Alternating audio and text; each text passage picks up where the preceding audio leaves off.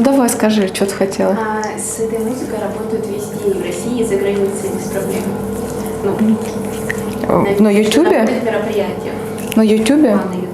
На Ютубе, если есть авторские права, монетизации нету. Сразу видео не монетизируется. Да. Вот так вот. Поэтому без музыки.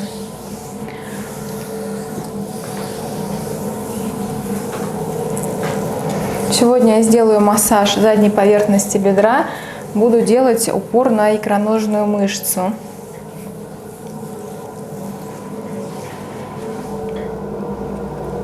Света занимается профессионально, да, спортом. Ну, даже это можно каким-то ты отдельным видом или вообще. Ты же тренер, я так понимаю. Вот, я прям чувствую, что у тебя так мышцы прям закачаны хорошо. Но на сушке ты особо и не сидишь, не сушишься. Нет. Угу. Вот чувствуется, что мышцы есть, но и водичка тоже есть. Ну прям мышцы круто закачаны, поэтому вот я чувствую икроножную мышцу. Как тебя не мучает? Ну, в целом нет, я же мягкие классы веду, поэтому... Угу. Растяжку, все это делаешь, да? Да. Как у нас звук работает? Ну, отлично. Да, растяжка это очень важно. Я недавно тоже потренировалась и очень сильно мышцы напрягла. И вот не было растяжки 2 недели, я чувствовала потом такое вот сильное напряжение очень. И растяжка потом была болезненная. То есть это может достаточно долго быть, вот это напряжение после тренировки. Поэтому, конечно, растяжка это все. Но растяжка без закачки тоже так себе. Ну, мышц тогда не будет. Да, мышц не будет, корсета мышечного не будет. А как ты относишься к пилатесу? Хорошо. Можно тогда не закачивать мышцы и не растягиваться, а просто ходить на пилатес? Ну, в целом, да, там также пилатес может быть и с нагрузкой, и с небольшой силовой. Поэтому в целом человеку, если не нужен какой-то прям мышечный большой рельеф, то почему нет? То есть пилатес может заменять все.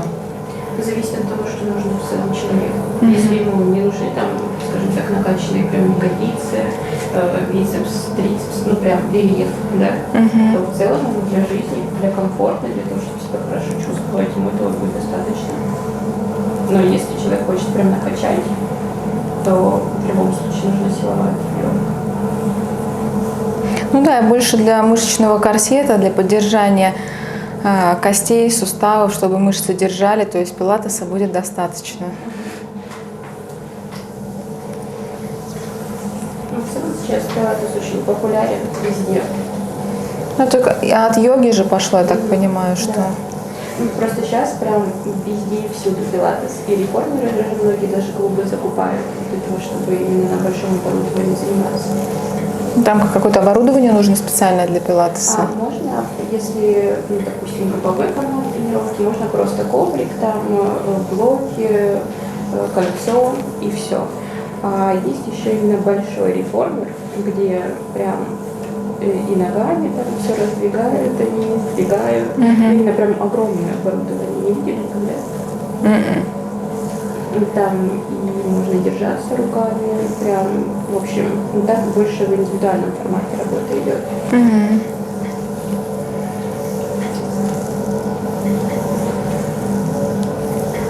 Ну, отличается, и нагрузка тоже отличается от другого формата. Там совершенно другая структура уже работает.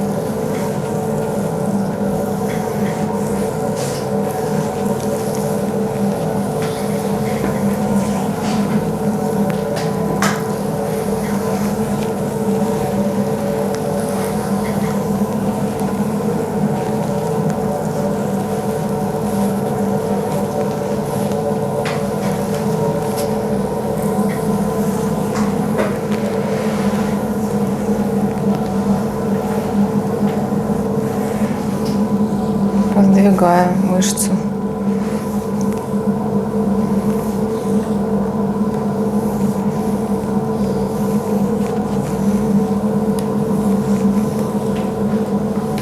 Слушай, я была год назад, а потом сушка закончилась.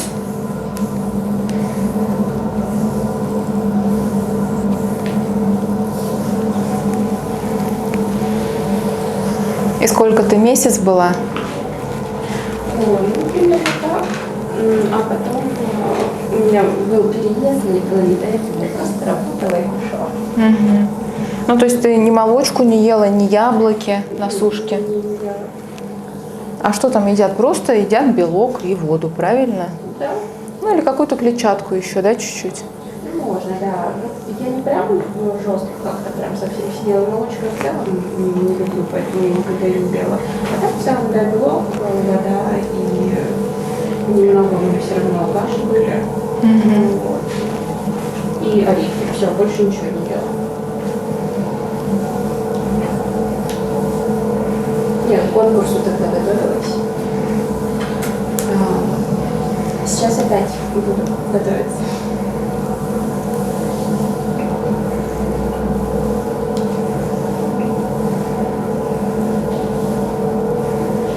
Я встречала тренеров, которые курят. Их очень много. Да? Да. Я удивляюсь, мне кажется, это как образ жизни должно быть, если ты занимаешься спортом, да, и ты как-то в это прям погружен. Не просто это зарабатывание денег, а это твоя, ну не знаю, твое направление в жизни, а не просто в работе, то как ты будешь курить? Спорт рознь, а как бы есть профессиональный спорт, где действительно им нельзя, потому что у них прямо именно соревновательский такой момент, да. А есть как бы те, которые работают, они спокойно могут делать все. Я тоже иногда удивляюсь, особенно я удивляюсь, когда легкоатлеты, бегуны курят. Вот здесь я прям удивляюсь. Прямо во время бега. Это было бы вообще хорошо. Но у меня есть коллеги, которые работают, и как бы они выступают на сцене перед людьми. Вот. И когда ты приезжаешь на это мероприятие и видишь, что они до 5 утра могут гулять, пить, курить, и через 3 часа выходить на сцену, работать. Выползать.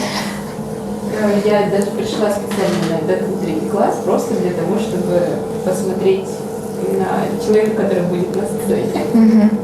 Как он себя будет чувствовать. Как бы вот здесь, да, я немножко тоже в шоке. Как они в целом это вообще выдерживают.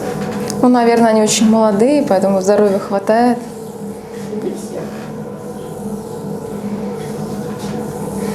Ну. На мероприятие езжу, и вот в сентябре была тоже фитнес-мероприятие большое, не в России.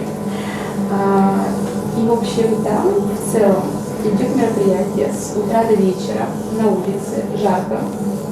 И между классами там стоят недалеко от сцены напитки просто охлаждающие и алкогольные.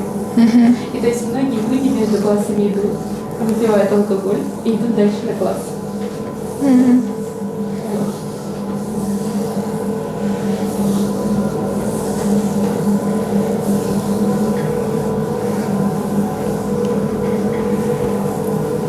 Ну да, оказывается, можно сочетать. Видишь, ты рассказываешь. Это все.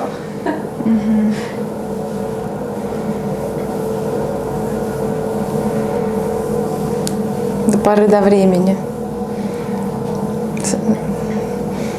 Сочетается. Это очень сильный, мне кажется, организм.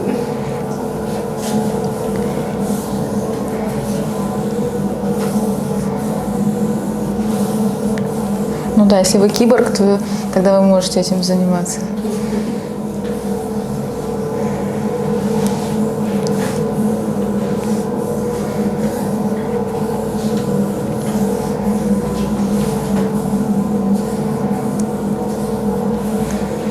Я не спрашиваю про боль, потому что я так делаю в таком лайт-режиме, но я уверена, что тебе не больно, потому что мышцы достаточно очень хорошо развиты, а по мышцам всегда делать не так чувствительно. Мне некомфортно, потому что в целом я на массаже до этого прям курсом ходила. Но, опять же, не недавно, это год назад это было, я прям курс проходила, и до этого тоже еще ходила курс. Но я помню первый раз, когда я пришла на массаж, и я была в шоке. Ну, потому что я тогда уже года 4 вела тренировки, и у меня мало было мягких классов, больше силы было. И еще помимо этого я в тренажерке сама занималась.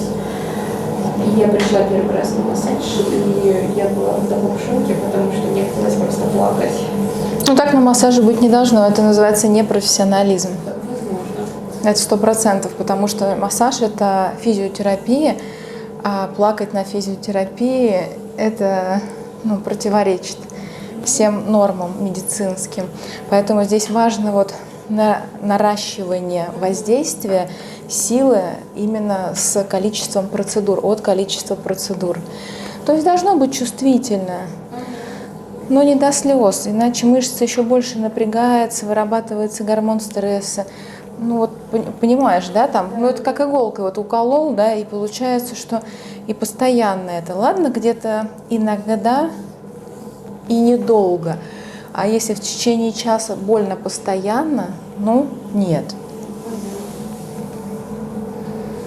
А ты терпела, лежала Да. и плакала. Не плакала, но мне было больно. Ну, это был первый раз, да, я ходила, а потом я не ходила. А вот мне интересно, а что заставляло терпеть? Надежда на то, что так нужно, или все пройдет, нужно потерпеть? Мне говорили, что сейчас будет лучше, надо сделать. И да. ты верила? Ну, конечно, я первый раз пошла на массаж, как не верить. Ну да, потерпи. Слушай, хорошо, что это не продлилось всю жизнь, потому что многие люди так живут. Я не имею в виду массаж, а вообще, да, что потерпи. Сейчас будет легче, потом раз, облегчение на 1%. Потерпи. И, в общем...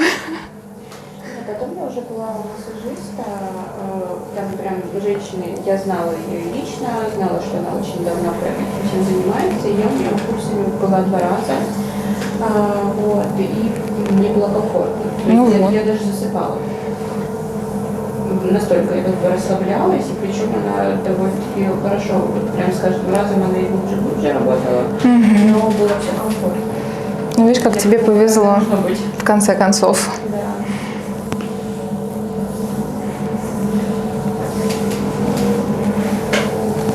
Ну вот, не только икроножная мышца проработала. Конечно, если мышца закрепощена и очень напряжена, то можно в одной зоне прям минут 15 работать. Но здесь я чувствую, что такое расслабление быстрое происходит, поэтому и смежные зоны тоже немножко проработала. Все, друзья, подписывайтесь, ставьте лайки, переходите на мой сайт курса массажа Ольги Бугановой и приобретайте онлайн-обучение с получением сертификатов. Пока!